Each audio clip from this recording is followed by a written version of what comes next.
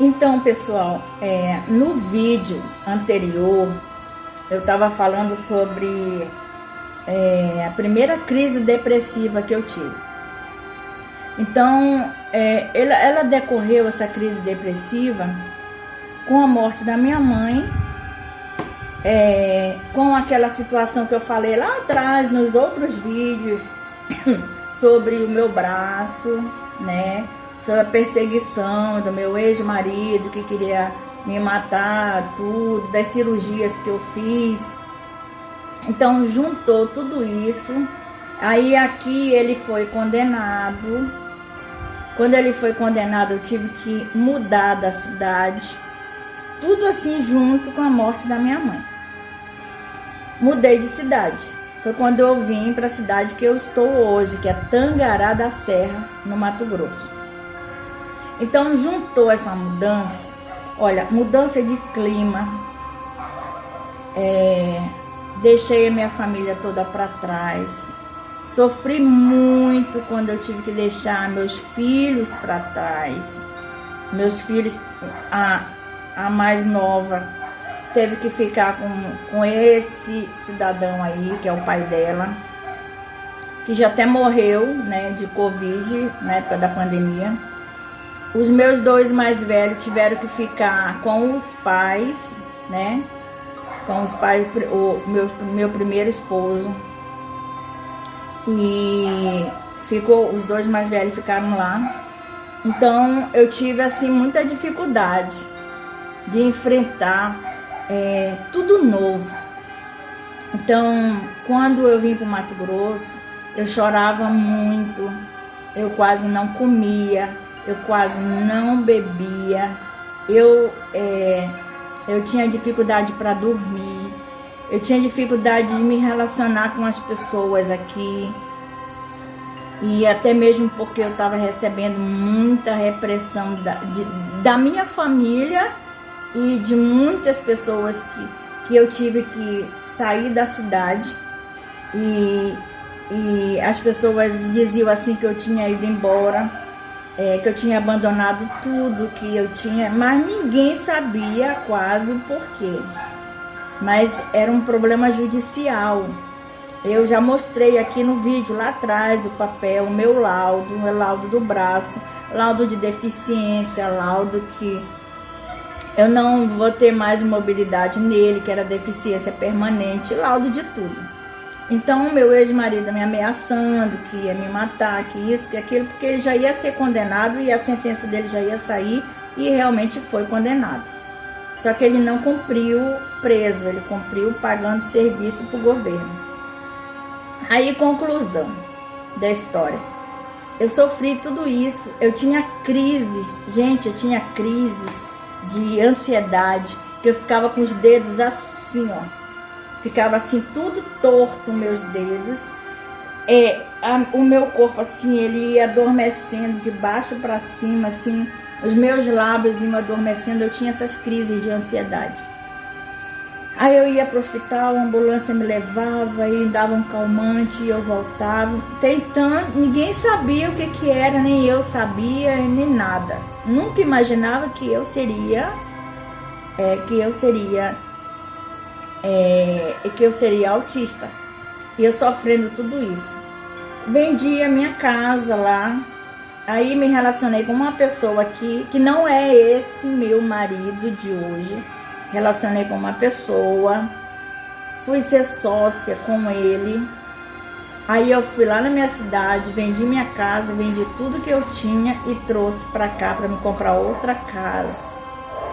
Gente, foi um grande sofrimento para mim também. Na época eu tive outra depressão. Tentei suicídio, tá?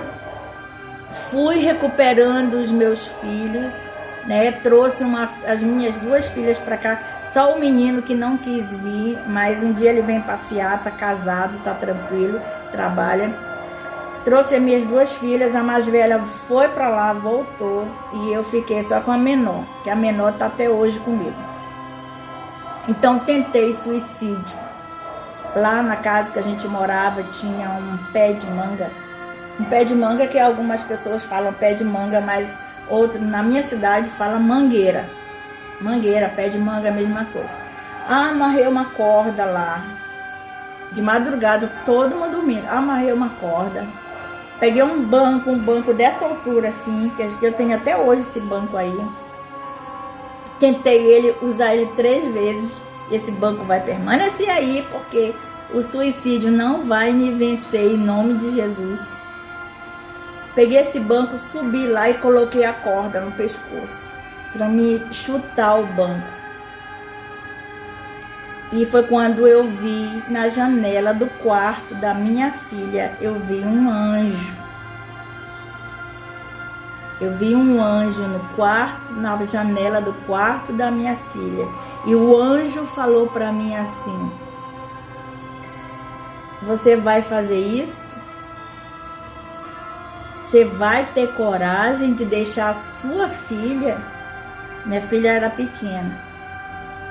Você vai ter coragem de deixar a sua filha? Eu acho que na época ela já tinha 15 anos, né? Você vai ter coragem de deixar a sua filha? Se você fizer isso, você é covarde. Estavam todos dormindo na casa. Aí foi quando hoje eu conto sem chorar. Esse foi o meu primeiro tentativa de suicídio. A outra tentativa de suicídio foi quando eu vi que eu estava perdendo tudo. Eu não conseguia comprar minha casa porque o meu ex-marido, né? Meu ex-marido, toda vez que eu ia comprar uma casa, que eu achava uma casa que dava aquele valor, ele dizia que não, que para comprar depois, para a gente investir na loja. Ele tinha uma loja de irrigação, uma loja chamada Hidroterra, aqui em Tangará da Serra. E eu enchia aquela loja de mercadoria, mas eu não sabia administrar aquilo ali. Eu não entendia nada de irrigação. Tive que ir para o campo, tive que ir para o sol, para me aprender a montar, aprender a mexer com aquilo ali. E o que eu queria fazer eu não conseguia, porque ele nunca deixava, ele nunca aceitava. Eu nunca conseguia administrar o meu dinheiro. Hoje eu não estou mais com ele, nem sei o que ele faz na vida. Foi embora por causa de outra mulher, de internet. Você vê o que é que eu passei. Aí foi nessa época que eu me senti muito acuada, muito nervosa, perder tudo. Ele dormiu numa kitnet que ele morava, que a gente separou. Quando foi no outro dia, eu fui lá, que ele disse que era para me ir lá buscar um dinheiro, que na nossa separação ele ia ficar me dando um salário mínimo, até eu me organizar. Cheguei lá, cadê ele? Não estava mais lá, tinha ido embora. E aí foi quando eu me vi em desespero, com uma filha pequena, uma filha doente, que ela é portadora de insuficiência crônica renal. Aí foi quando eu tentei o suicídio, e de novo aquela voz veio: vai deixar a tua filha? Covarde.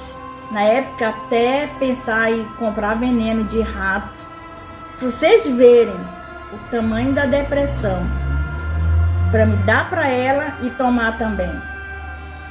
E aí foi: você é covarde?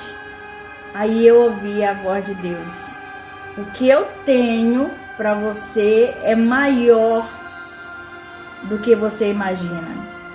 Depois chegou pessoas da igreja, vasos, que começaram a orar por mim. Eu comecei a pedir ajuda, e eu dentro de uma depressão, e sem saber, e eu naquela luta, tendo que viver sozinha, e naquele sofrimento que eu não conseguia me dominar, eu não conseguia me, como diz assim, me reorganizar, não conseguia. Mas depois de muita luta, de muita oração das pessoas que me ajudavam, eu fui conseguindo acordar e começar a voltar a trabalhar de novo. E tinha uma pastora que me ajudou muito em oração, foi a pastora Damiana, esposa do pastor Zezinho, Aquela mulher é uma grande mulher de Deus.